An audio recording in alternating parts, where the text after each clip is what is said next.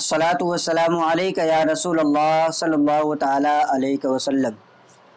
मोहम्मद अकमल ये पूछते हैं कि क्या औरत और मर्द को बाल साफ़ करने के बाद गुस्ल करना वाजिब होता है या नहीं।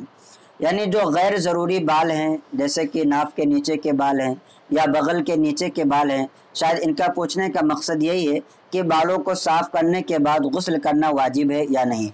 तो सबसे पहले आप ये समझ लें कि इंसान पर गुस्ल किन चीज़ों से वाजिब होता है। 5 चीज़ें ऐसी हैं कि जिनसे इंसान पर गुस्ल करना फ़र्ज़ हो जाता है। उनमें से पहली चीज़ ये है कि मनी का शहवत से अपनी जगह से निकलना, चाहे वो औरत के हो या मर्द के हो। इसी तरीके से एहतलाम का होना, सोते वक्त एहतलाम हो जाता है, तो ऐसी सूरत में चाहे मर्द को हो या औरत को हो, अगर एहतलाम हो जाए तो उससे गुस्ल फ़र्ज़ हो जाता है। तीसरी चीज़ ये है कि अगर बीवी से हमबिस्तरी की किसी ने, तो मर्द पर भी और औरत पर भी गुस्ल करना फ़र्ज़ हो जाता है। यानी मर्द को भी गुस्ल करना है और औरत को भी गुस्ल करना है। इसी तरीके से अगर कोई मर्द किसी मर्द के पीछे के मकाम में दाखिल कर दे, जो कि माअज़ल्लाह शरीयत की नज़र में बहुत ही ज़्यादा नापसंदीदा फ़ेल है, बहुत ही ज़्यादा कबीह फ़ेल है, और इस पर नबी करीम सल्लल्लाहु ताला अलैहि वसल्लम ने वईद भी फरमाई है, तो ऐसी सूरत में दोनों पर गुस्ल फ़र्ज़ हो जाएगा।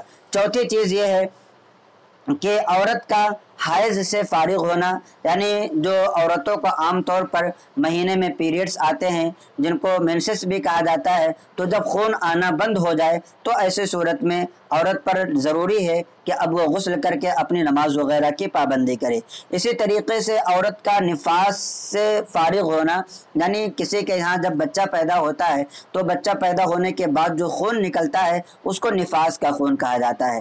तो जब वो खून आना बंद हो जाए, ज़्यादा से ज़्यादा इसकी मुद्दत 40 दिन होती है, तो 40 दिन या इससे पहले ही अगर खून आना बंद हो जाए तो फ़ौरन ही अब उस औरत पर ज़रूरी है कि वह गुस्ल करके अपनी नमाज वगैरह की पाबंदी करे और अपनी नमाज पढ़े। तो ये 5 चीज़ें ऐसी थीं कि जिनसे इंसान पर गुस्ल करना फ़र्ज़ होता है। उसके अलावा जैसा कि आपने पूछा कि क्या गैर ज़रूरी बाल को साफ़ करने की वजह से मर्द पर या औरत पर गुस्ल फ़र्ज़ होता है या नहीं, तो इन 5 चीज़ों में ये चीज़ दाखिल नहीं है कि अगर कोई मर्द या औरत अपने शर्मगाह के बाल को या अपने बगल के बाल को साफ़ करे तो गुस्ल फ़र्ज़ नहीं होता है। लिहाजा जब इन 5 चीज़ों में ये नहीं है तो ऐसी सूरत में गुस्ल फ़र्ज़ नहीं होगा। अलबत्ता मुस्तहब ये है कि गुस्ल कर लिया जाए, लेकिन अगर ऐसी सूरत में भी कोई गुस्ल नहीं करता है तो उस पर कोई हरज नहीं है। अलबत्ता गुस्ल करना मुस्तहब है, और गुस्ल अगर ना कर सके तो उस हिस्से को धो लेना ये बेहतर है। ठीक है,